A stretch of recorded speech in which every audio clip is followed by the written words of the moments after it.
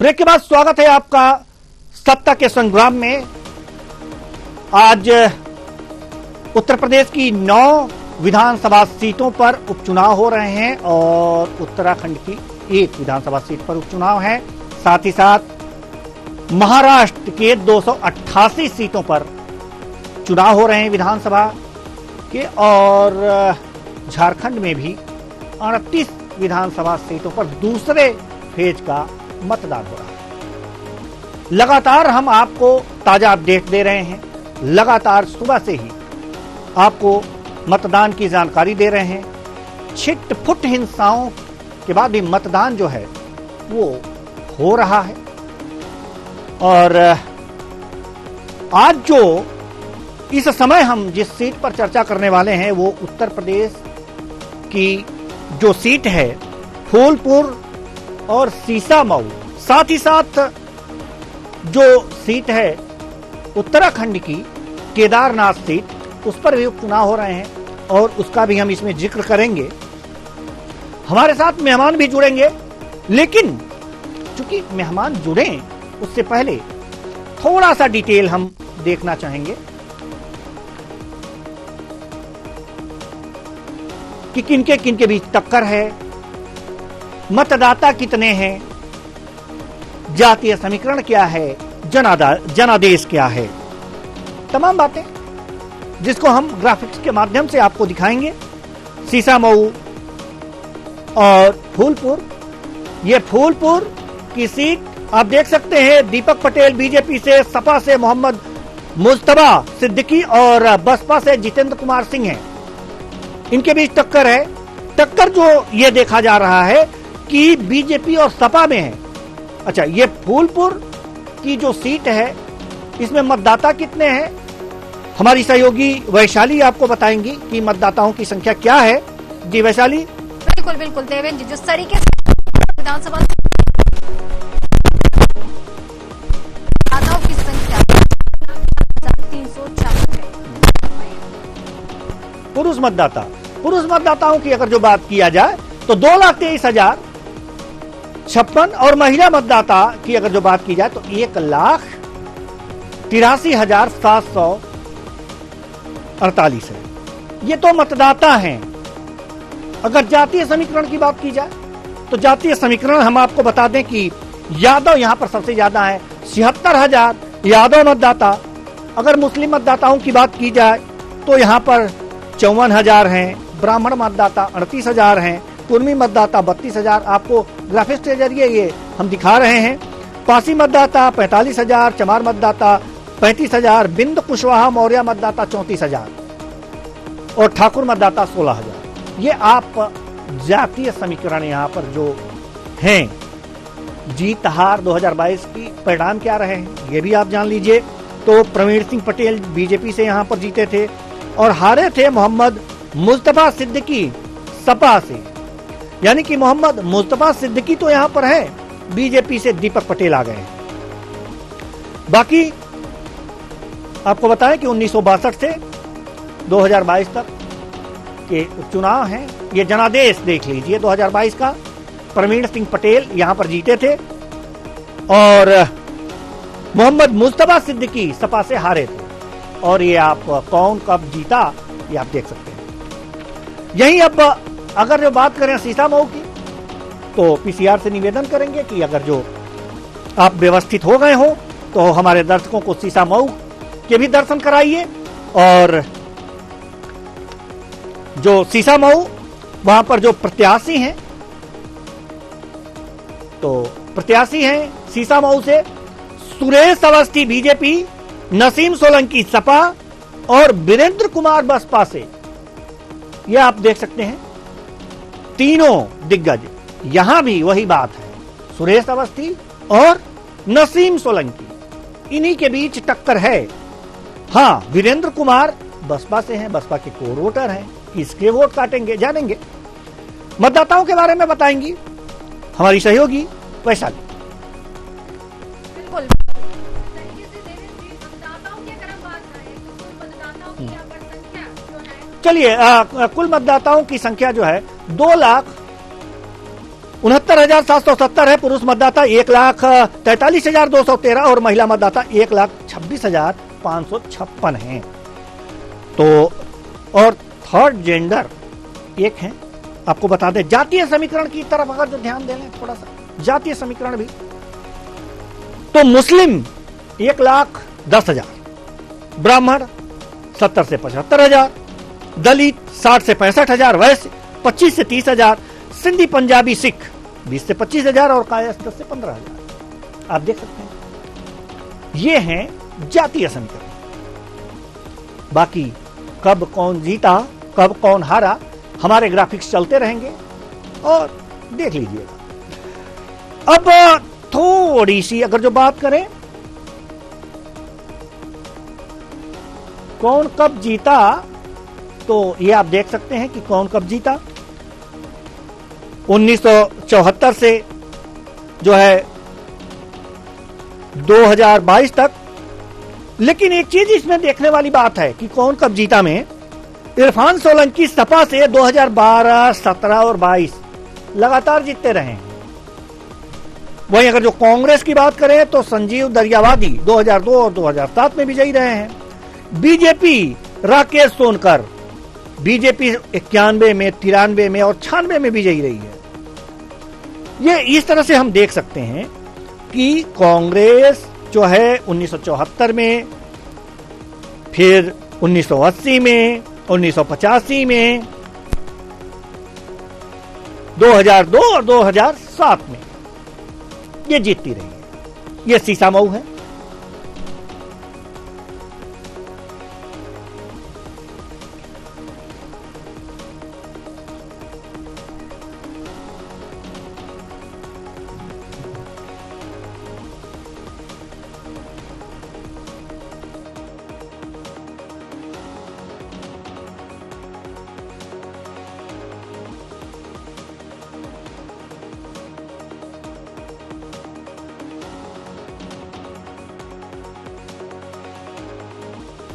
सीसामऊ का आपने देखा कि कितने कौन कब विजेता रहे हैं ये सारी।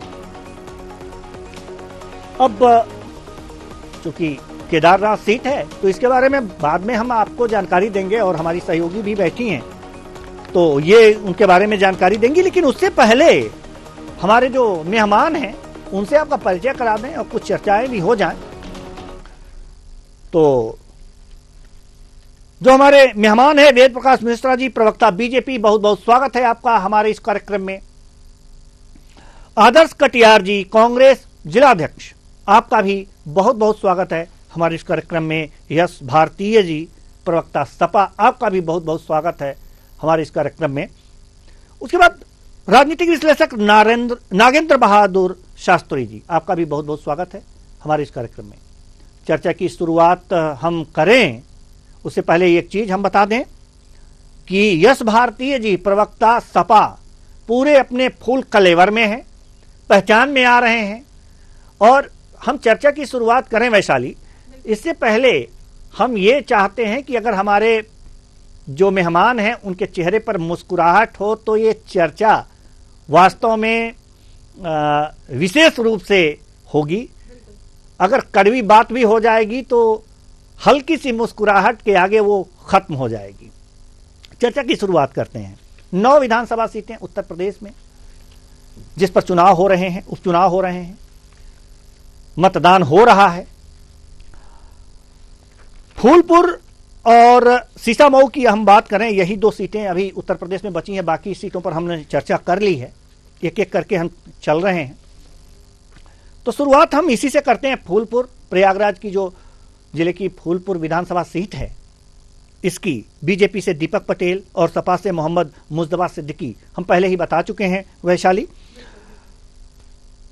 दिक्कत यहां पर यह है कि 2022 में बीजेपी, 2017 में बीजेपी, लेकिन 2012 में सपा यहां से जीती है अगर यह देखा जाए तो। अब सवाल यहां पर यह है कि 2022 में अगर जो मत प्रतिशत की बात करें तो 40.89% समाजवादी पार्टी को वोट मिले थे और प्रवीण पटेल जो बीजेपी से विजिट हुए थे, जीत दर्ज की थी, उन्हें 42%। यानी कि लमसम अगर जो 1-8% का अंतर है, तो सबसे पहले समाजवादी पार्टी के प्रवक्ता यश भारती जो अपने पूरे एक तरह से सपा के गणवेश में है, तो सवाल आपसे ही शुरू करते हैं। 1% का अंतर 2022 में और हार सपा की और बीजेपी की जीत, उपचुनाव में क्या कुछ करामात होगा और क्यों होगा?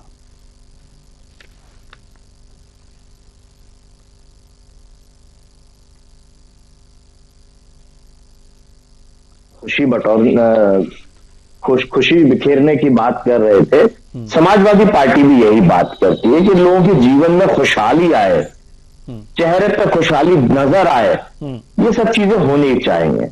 लेकिन वर्तमान की जो सरकार है, जनता जिनको भेज रही है या किस तरीके से वो जा रहे हैं, वो सब देखा जा रहा है। लेकिन जो वादे चुनाव में किए जाते हैं और जब धरातल पे डिलीवर करने की बात आती है, वो दोनों में बड़ी भिन्नता रहती है। जैसे अगर मैं कल की बात करूं, कल समाजवादी पार्टी ने चुनाव आयोग को एक पत्र लिखा कि पुलिस को जो अधिकार है वो अपने अधिकार क्षेत्र में काम करे, और जो पुलिस को अधिकार नहीं है उन अधिकारों से छेड़छाड़ पुलिस ना करे। शाम दिन भर उस हमारे पत्र की आलोचना हुई जो हमने चुनाव आयोग को लिखा। कुछ मीडिया हाउसेज ने उसकी आलोचना करी, भाजपा तो कर ही रही थी।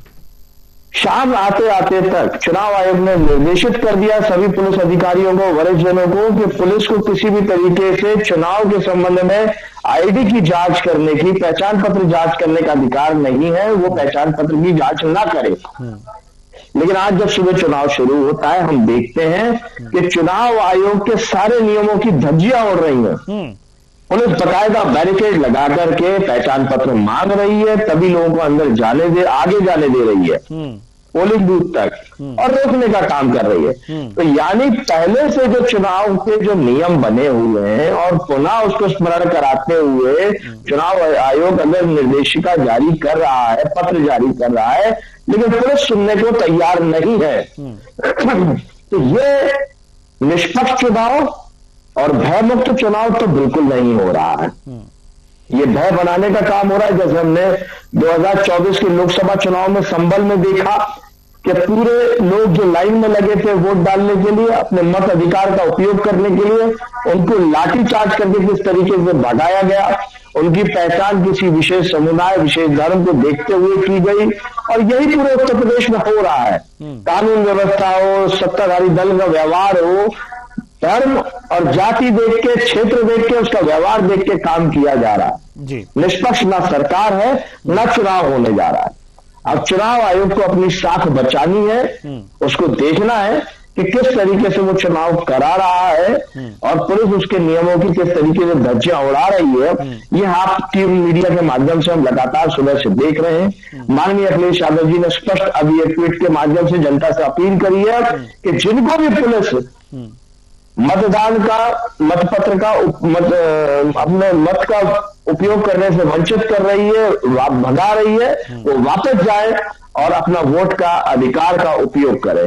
बिल्कुल, वोट के अधिकार का उपयोग तो होना ही चाहिए, और सभी राजनीतिक दल और सरकारी मशीनरी भी लगी हुई हैं कि अपने मताधिकार का प्रयोग लोग करें जाकर के।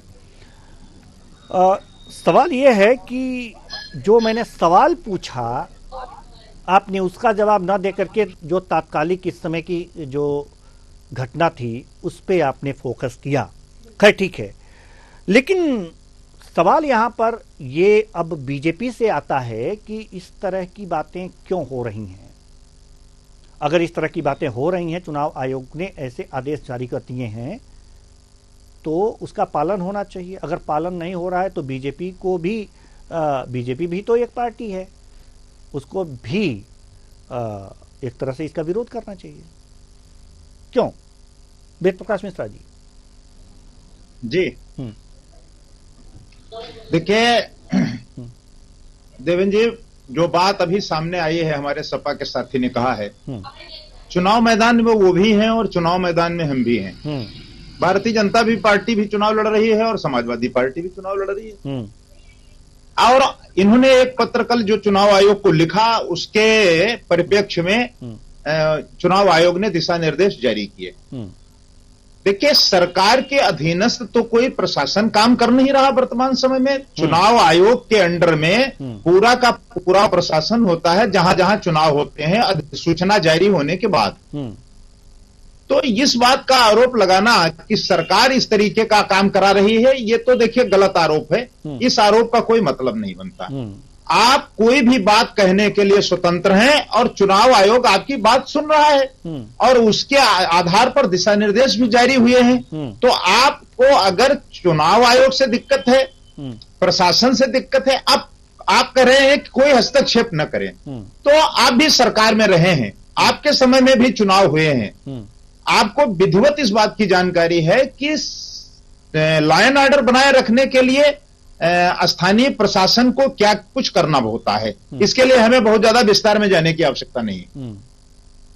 तो इस तरीके के जो आरोप हैं, ये आरोप एक प्रकार से अपनी हार को छिपाने का एक पहले से मनगढ़ंत तरीका है कि जब हम चुनाव में पराजित होंगे तो हम आम लोगों के बीच में जाकर के ये बात कहेंगे कि साहब हमको वोट नहीं डालने दिया गया, सरकार ने मनमानी की, पुलिस ने आईडी चेक की, हमारे लोगों को पोलिंग बूथ तक नहीं जाने दिया गया। ऐसा कुछ नहीं है। क्योंकि जब पहले से आपको इस बात का अंदेशा होता है कि हम चुनाव हार रहे हैं या जनता हमारे साथ नहीं है, तो इस तरीके के आरोप प्रत्यारोप का दौर विपक्ष पहले से ही गढ़ना शुरू कर देता है। ऐसा अधिकांशता देखा गया।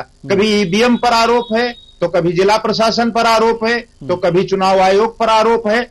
आप मुद्दों के आधार पर बात करिए और उसके आधार पर आप भी चुनाव मैदान में हैं, हम भी चुनाव मैदान में, हम भी चाहते हैं हमें जनादेश मिले और जनता का आशीर्वाद मिले, आप भी चाहते हैं। लेकिन आरोप प्रत्यारोप का जो दौर आपका है, यदि आप तथ्यात्मक आरोप नहीं लगाते हैं तो इसका मतलब आप अपनी हार छिपाने की रणनीति पहले से ही छिपाने की रणनीति पहले से तैयार बैठे हैं। आपके कहने का तात्पर्य है कि सपा हार रही है और इस हार को कैसे इस पर पर्दा डाला जाए, इसकी रणनीति पे काम कर रही है। चलिए, सपा से तो हम बाद में इसका जवाब लेंगे, लेकिन आदर्श कटियार जी कांग्रेस जिला अध्यक्ष हमारे साथ जुड़े हुए हैं। थोड़ी सी कांग्रेस से भी बात हो जाए। लड़ तो नहीं रहे हैं, पहले ही रण छोड़ दिए हैं अपने सहयोगी पार्टी के लिए। मन से साथ हैं आप लोग? बिल्कुल देवेंद्र जी, मैं आपको और आपके सभी पैनलिस्टों के साथ साथ आपके दर्शकों का अभिनंदन और वंदन करता हूं जी। क्योंकि चुनाव उपचुनाव है और समाजवादी पार्टी के साथ हमारा गठबंधन है उत्तर प्रदेश में, तो हम पूरी तरीके से समाजवादी पार्टी के लिए समर्पित हैं। क्योंकि मैं कानपुर से हूं, तो मैं आपको विश्वास दिला रहा हूं, हमारी पार्टी के जो नेता हैं, जिला अध्यक्ष मंसूरी साहब और दूसरे जो हमारे मुख्य कैंडिडेट थे वहां पे संजू दरियाबाजी जी जो हमारे प्रदेश में उपाध्यक्ष हैं, तो वो सभी लोग दिन रात लगे हैं और अच्छे से सारा चुनाव देख रहे हैं। उन्होंने देखा है नहीं, सपा का मैनेजमेंट देख रहे हैं कि कांग्रेस का मैनेजमेंट देख रहे हैं? मतदाता अधिक संख्या में ना पहुंच सके। नहीं, सपा का मैनेजमेंट देख रहे हैं कि कार्रवाइयां हो रही है। कल हमने देखा एक वीडियो वायरल हुआ जो उत्तराखंड की देवभूमि की सीट का था, जहां भारतीय जनता पार्टी के वरिष्ठ नेता की गाड़ी में शराब की बोतलें निकल रही हैं। इस तरीके से वोटरों को प्रलोभन देकर, पैसे देकर वोट खरीदने की जो कोशिश है भारतीय जनता पार्टी के नेताओं के द्वारा, हम इसका खंडन करते हैं और कड़ी शब्दों में इसकी निंदा करते हैं। चलिए, और विश्वास दिलाते हैं आपको, अपने उत्तर प्रदेश के सभी मतदाताओं को, कि आप लड़िए, आप जरूर जीतेंगे उन षड्यंत्रों के खिलाफ जो आज भारतीय जनता पार्टी और उनके नेता कर रहे हैं और बना रहे हैं। तो आप इस बात से इत्मीनान रखिए। मैं उत्तर प्रदेश की महान जनता जो जिन सीटों पे चुनाव है, जिन 9 सीटों पर, उस सीटों की जनता से मैं भरोसा दिलाता हूं कि भारतीय राष्ट्रीय कांग्रेस का एक एक कार्यकर्ता आपके साथ है और आपकी हर लड़ाई में आपके साथ खड़ा होगा, फिर वह चाहे विकास की लड़ाई हो और चाहे कुशासन की लड़ाई हो।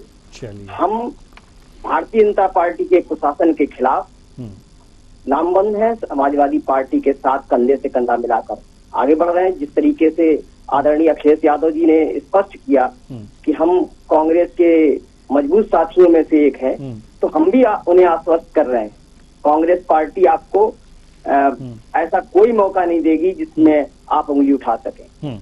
हम आपको बता रहे हैं जिस तरीके से आदर्श कटियार जी, हमारी सहयोगी वैशाली आपसे कुछ सवाल करना चाहती हैं, सुन लीजिए। जी जी, जिस तरीके से गठबंधन है आपका सपा के साथ, तो जिस तरीके से अगर आम चुनाव के नतीजे जो थे इस चुनाव में कितने खास रहने वाले, क्योंकि इससे जो है सपा पूरी तरीके से उत्साहित नजर आ रही है, कह सकते हैं।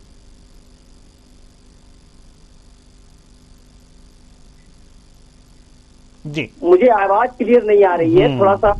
ठीक है जी, आदर्श कटियार जी, चलिए आप के पास हम आएंगे, लेकिन एक चीज हमें ये बताइए कि आपने जो सीटों का वितरण किया था वो अब पुरानी बात हो गई, अब तो वोटिंग हो रहे हैं, इस समय मतदान हो रहे हैं। जो सपा का ग्राफ है वो लगातार बढ़ रहा है, लगातार बढ़ रहा है। कांग्रेस के वोट अगर इसमें शामिल हो जाते हैं तो कुछ हद तक करीब पहुंच जाते हैं आप 2022 के परिणाम के। क्या लगता है कि किन कारणों से जो सपा और कांग्रेस का गठबंधन है उन्हें जनता वोट देगी या दे रही है? लेकिन जी मैं आपको स्पष्ट कर दूं और इस प्रदेश की महान जनता को स्पष्ट कर देना चाहता हूं, जिस तरीके से हमारी पिछली सरकारें चली हैं, फिर वह चाहे समाजवादी पार्टी की उत्तर प्रदेश में सरकार हो या हमारी यूपीए 2 और यूपीए 1 की सरकार रही हो, हमने जनता के उन मुद्दों को पर काम किया जो आज तक लाभान्वित कर रहे हैं। फिर वह चाहे अखिलेश यादव जी के ड्रीम प्रोजेक्ट रहे हो या मनमोहन सिंह की वो कार्य योजनाएं जो आज तक काम कर रही हैं, फिर वह चाहे मिड डे मील का मामला रहा हो, चाहे वो मुफ्त राशन की योजना हो, चाहे वह सूचना का अधिकार जैसा जो भ्रष्टाचार के खिलाफ शस्त्र दिया है जनता को, वो या ऐसे तमाम योजनाएं हैं जो मनमोहन सिंह जी की सरकार में लाभान्वित हुए हम लोग। ऐसे ही उत्तर प्रदेश में भी तमाम ऐसे काम हुए, फिर वह चाहे हाईवे के निर्माण का कार्य हो, मतलब काम के आधार पर, मतलब यूपीए सरकार रही है तो काम हुआ है, समाजवादी पार्टी ने किए हैं उत्तर प्रदेश में। जी हम बिल्कुल आपको आश्वस्त कर रहे हैं जिस तरीके से हमने लाभ पहुंचाया है उत्तर प्रदेश की महान जनता को अखिलेश यादव जी के माध्यम से, या हमारी जो पुरानी सरकारें थी 1989 के पहले जो कांग्रेस की सरकारें थी, उन्होंने जिस तरीके से लाभ दिया है देश प्रदेश की जनता को। ठीक है, हम आएंगे आपके पास, समझ गए। अब आप दोनों ने मिलकर विकास किया है, बारी बारी से विकास किया है, मिलकर विकास करेंगे, इसलिए जनता आपको वोट करे, ऐसा कहना चाहते हैं आप। बड़ी देर से वैशाली जी अभी आप सवाल कीजिएगा, लेकिन बड़ी देर से नागेंद्र बहादुर शास्त्री जी हमारे मेहमानों को सुन रहे हैं, इनसे भी सवाल है, घुमड़ रहा है। ये जो फूलपुर प्रयागराज की फूलपुर विधानसभा सीट है, इस पर बीजेपी ने विजय हासिल की थी, सपा दूसरे स्थान पर थी 2022 में। 1% का लमसम 1% का अंतर है इनके दोनों मतों में, जो ये मत प्राप्त किए थे। माफ कीजिएगा, 2017 में बीजेपी थी, सपा दूसरे स्थान पर थी, यानी कि अगर जो कहें तो इसमें 9% का अंतर था, जो 2022 में जाकर इस खाई को पाटा है, 1% का अंतर रह गया है। अगर क्या लगता है आपको कि इस बार वो भी पट जाएगा क्या? देखिए देवेंद्र जी, जो ये उपचुनाव है तो अब वास्तव में चुनाव है। एक दौर आपने भी देखा होगा कि एक दौर भारतीय राजनीति में ये रहा है और लंबा दौर रहा है कि उपचुनाव का कोई मतलब नहीं होता था। जो सत्ताधारी दल होते थे उन्हीं के खाते में वो सीटें जोड़ दी जाती थी। लेकिन अब राजनीति का ये दौर दूसरा है और खासकर लोकसभा चुनाव के बाद स्थितियां बहुत बदली हैं। उत्तर प्रदेश की मैं बात करूं तो ये उपचुनाव जो है ये बहुत ही संघर्षपूर्ण है और उस संघर्षपूर्ण जो सीटें हैं उनमें जो फूलपुर है वहां भी संघर्ष है। जैसा कि आप कह रहे थे कि 1% का जो अंतर था क्या हुआ, तो अब कांग्रेस भी साथ में है, वैसा नहीं, जो उनके जो भी जितने भी अगर एक गांव में 5 वोट भी होंगे तो वो सपा के खाते में जाएंगे। तो इस बात से सपा या उनका जो पीडीए गठबंधन है उनके हौसले बुलंद हैं। लेकिन लोकसभा चुनाव के बाद जो बीजेपी के जो नुकसान हुआ है, जो उसकी क्षतिपूर्ति के लिए भी बीजेपी काम कर रही है पिछले कुछ दिनों से। निश्चित तौर से उपचुनाव में इसका असर दिखाई पड़ेगा। हाँ, लेकिन ये एकदम तय है कि लड़ाई बहुत कांटे की है और मतदाता जो दूसरा पार्टियों का तो इफेक्ट रही है।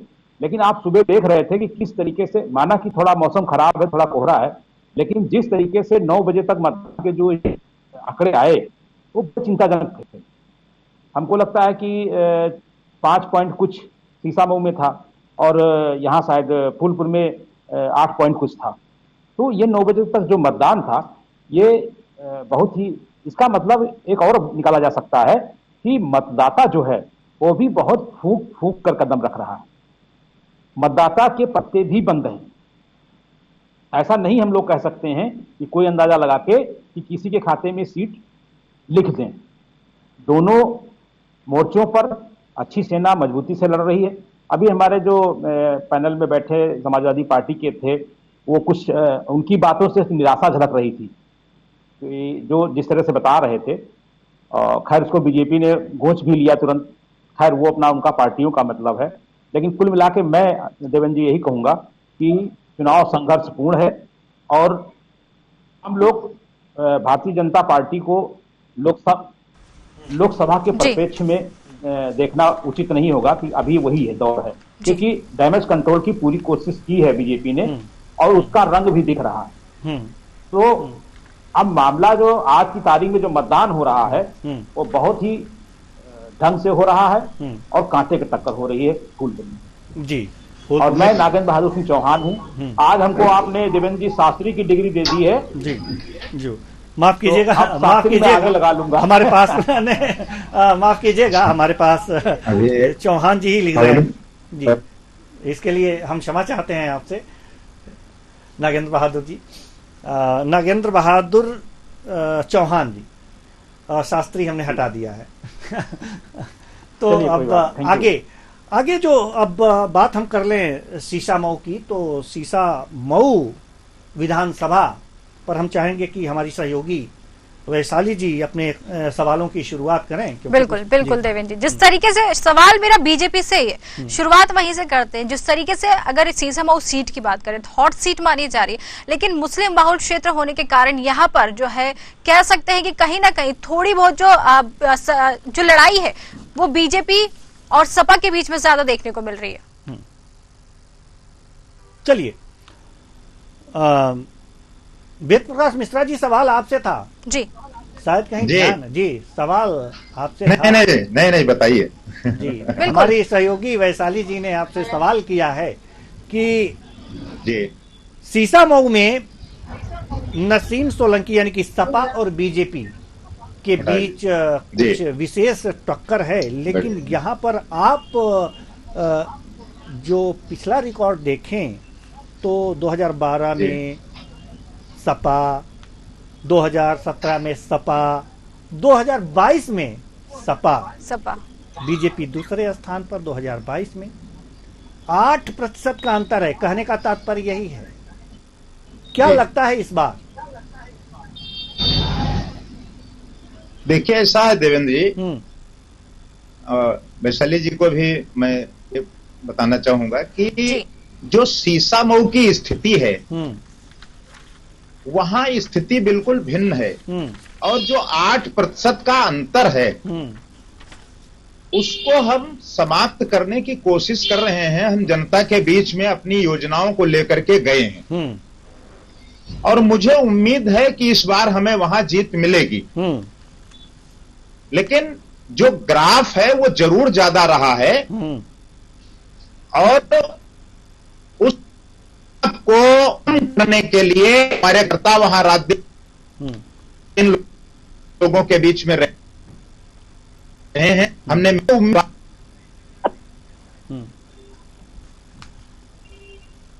जी। तो चलिए जी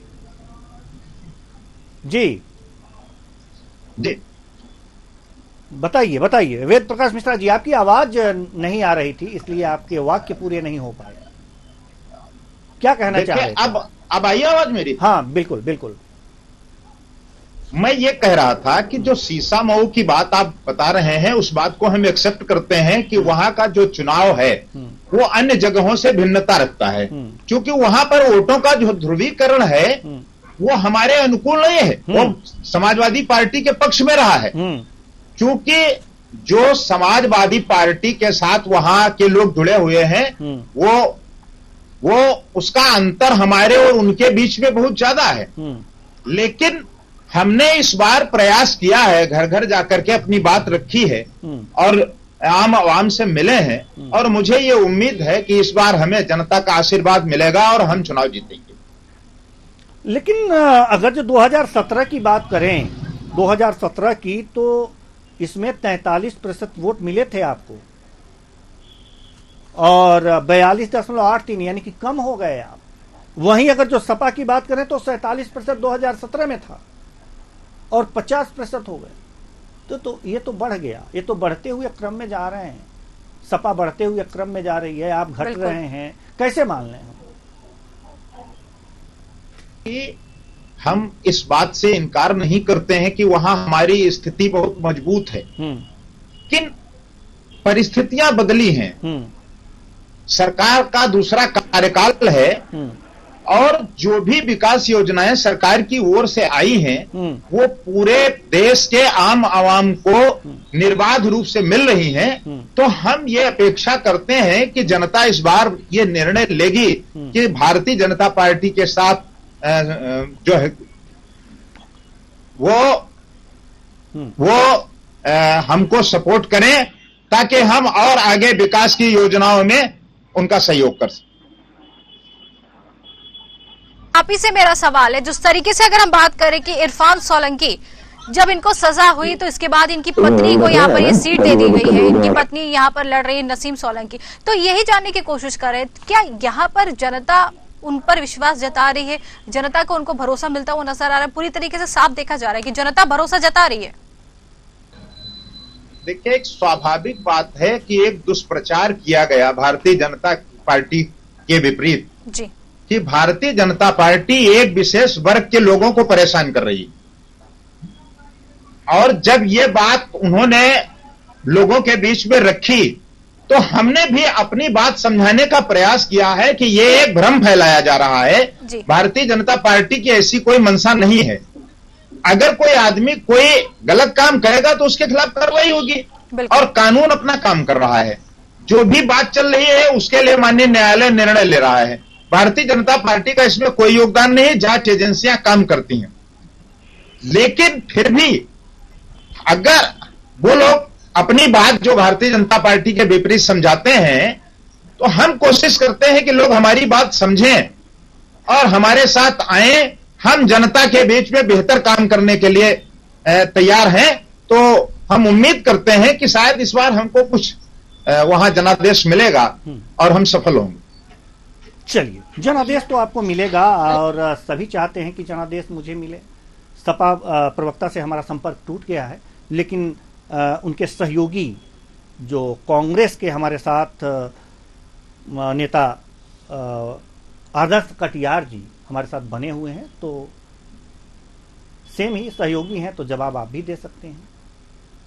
क्या लगता है आपको कि सीसा मऊ में आपकी सहयोगी सपा इस बार बाजी मार ले जाएगी, और क्यों लगता है आपको? बिल्कुल देवेंद्र जी, मैं आपके दर्शकों को बता दूं, जिस तरीके से सीसा मऊ की सीट समाजवादी पार्टी के पक्ष में पिछली बार भी गई थी, हालांकि उस समय कांग्रेस चुनाव लड़ रही थी इनके विरोध में, लेकिन एक बड़े वजन के साथ भारतीय जनता पार्टी को हराने के लिए कानपुर की और सीसा मऊ की महान जनता ने काम किया। लेकिन किसी कारणवश उनको विधायक आदरणीय इरफान सोलंकी जी को किसी मुकदमे में फंसा करके और जब उनकी जमानत होती है उसके बाद भी उनको ऊपर नए मुकदमे लगा दिए जाते हैं, इस तरीके से वो आज भी जेल में। तो मैं ये सीसामऊ की महान जनता ये चीज भी देख रही है और सीसामऊ की जनता ये भी देख रही है कि किस तरीके से कानपुर के जो विकास कार्य हैं, आज पूरा कानपुर खुदा पड़ा है। मैं आपको विश्वास दिला दूं, कानपुर की महान जनता भारतीय जनता पार्टी के विकास को और भारतीय जनता पार्टी के शासन को नकार रही है और बहुत जो 23 तारीख को हमारा निर्णय आएगा वो जरूर समाजवादी पार्टी और इंडिया अलायंस के पक्ष में आएगा। जी बिल्कुल, होना भी चाहिए और ऐसी उम्मीद भी होनी चाहिए। लेकिन 3% 2022 में आपने 3.60% 3.5% कह सकते हैं इसको, इतना ही मत प्राप्त किया था आपने। 8% का अंतर है बीजेपी से। ठीक है, आपकी उम्मीदें जो हैं वो कायम रहें, कोई बात नहीं, हम आगे बढ़ते हैं और सवाल लेंगे नागेंद्र बहादुर चौहान जी से। राजनीतिक विश्लेषक हैं आप। क्या लगता है आपको कि ये कांग्रेस और जो सपा की जो मत प्रतिशत है ये एक में जुटेंगे कुछ प्रतिशत तक और इस बार सपा बाजी मार ले जाएगी, या फिर जो नारे हैं, जो नारे इस समय चल रहे हैं पूरे भारत में, कटेंगे बटेंगे 27 का सत्ताधीश, इसका भी कुछ असर होगा और इसका असर है मतदाताओं पर जो मतदान स्थल तक आज जा रहे हैं?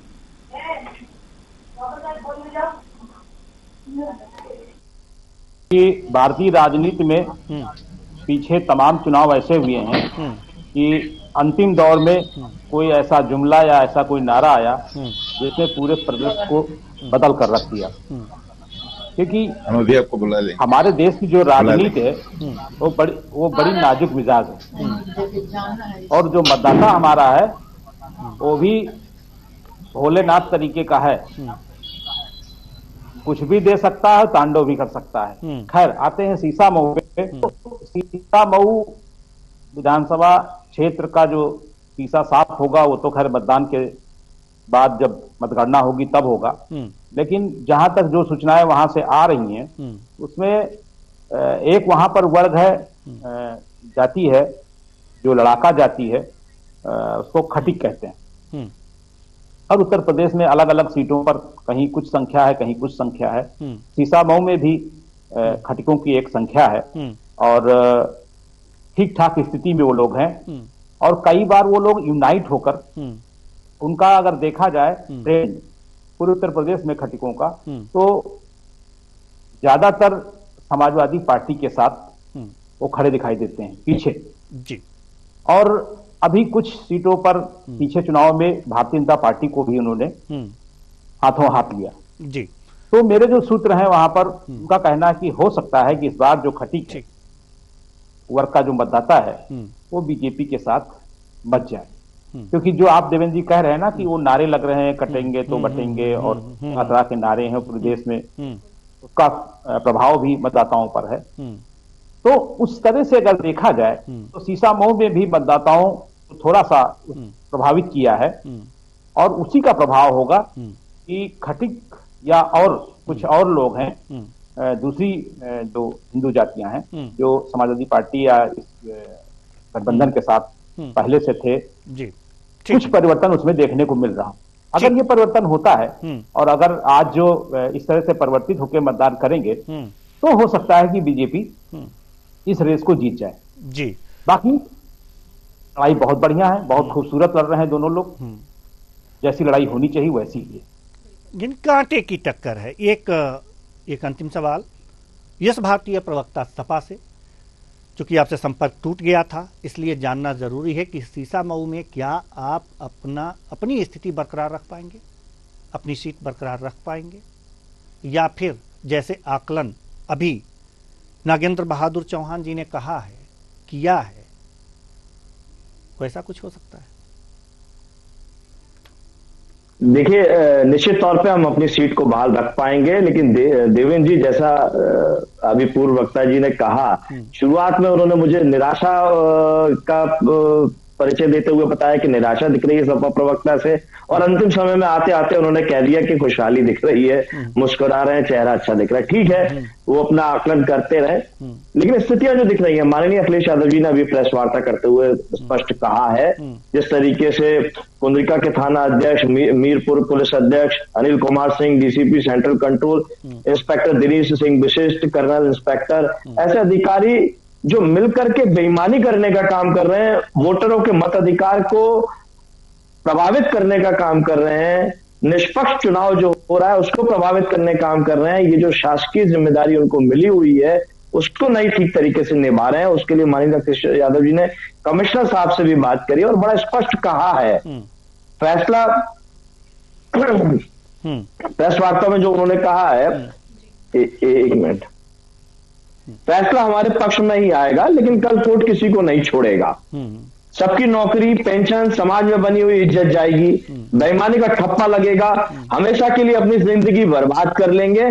जनता ऐसे अधिकारियों को किस निगाह से देखेगी, कहने की जरूरत नहीं है। तो बेईमानों को छोड़ा नहीं जाएगा, जो जनता के मत अधिकार को छीन रहे हैं, जो निष्पक्ष चुनाव को प्रभावित करने का काम कर रहे हैं, जो उन्हें जिम्मेदारी दी गई उस जिम्मेदारी का ठीक तरीके से निर्वहन नहीं कर रहे हैं, ऐसे बेईमानों को बिल्कुल भी नहीं छोड़ा जाएगा। चलिए, बिल्कुल जो अखिलेश यादव जी ने कहा है उसको आपने यहाँ दोहरा दिया, लेकिन वक्त हो चला है एक छोटे से ब्रेक का। बहुत बहुत धन्यवाद अभी सभी मेहमानों का, आप आए और अपना अपना विचार साझा किया। सत्ता का संग्राम अभी जारी रहेगा, लेकिन वक्त हो चला है कि छोटे से ब्रेक का। मुझे मेरी सहयोगी वैशाली के साथ दीजिए छोटा सा ब्रेक।